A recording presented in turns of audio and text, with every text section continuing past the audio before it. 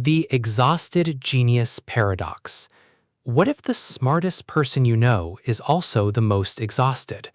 Not because they do more, because their brain won't stop.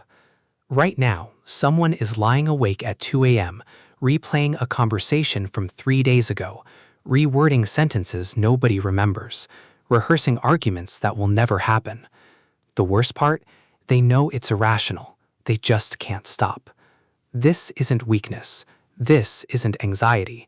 This is something far more fascinating, and the science behind it will change how you see yourself.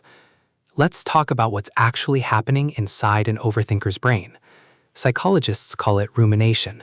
It's when the mind gets stuck in the same loop, circling the same thoughts, the same worries, the same what-ifs, over and over. Research from Yale and the University of Michigan found something surprising. People who do this aren't broken. Their brains are actually exceptionally good at finding patterns. The system is always scanning, always searching for meaning. The problem isn't the intelligence. The problem is there's no off switch. Neurologically, it comes down to your prefrontal cortex. That's the part of your brain that plans, analyzes, and reflects. In overthinkers, this region stays active even during rest, even when nothing is happening. Add in your brain's background narrator, the default mode network, and you get a mind that never fully powers down, always drafting, always preparing, always running simulations for situations that may never come. Here's where it gets really interesting. This almost never starts in adulthood. For most overthinkers, it begins in childhood, in homes where moods shifted without warning, where small mistakes had big consequences, where nothing felt predictable.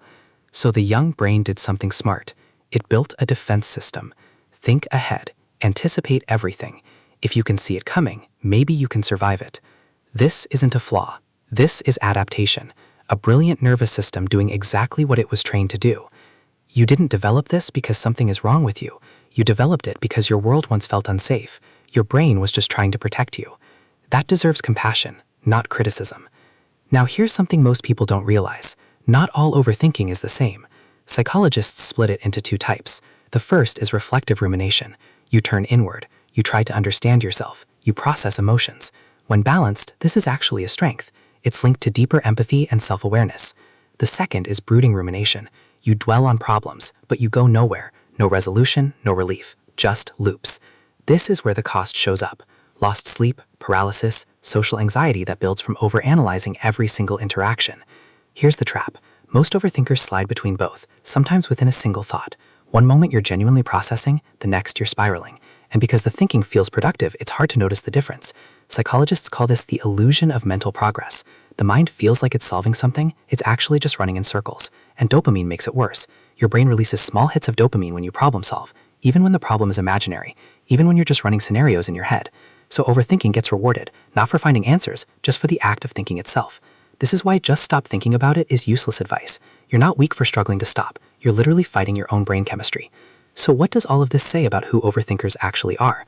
A 2013 study found that people who ruminate most also score highest in cognitive empathy, the ability to understand how others think and feel. They read rooms better, they catch what was unsaid, they feel the weight of a word, a tone, a silence, in ways most people miss entirely.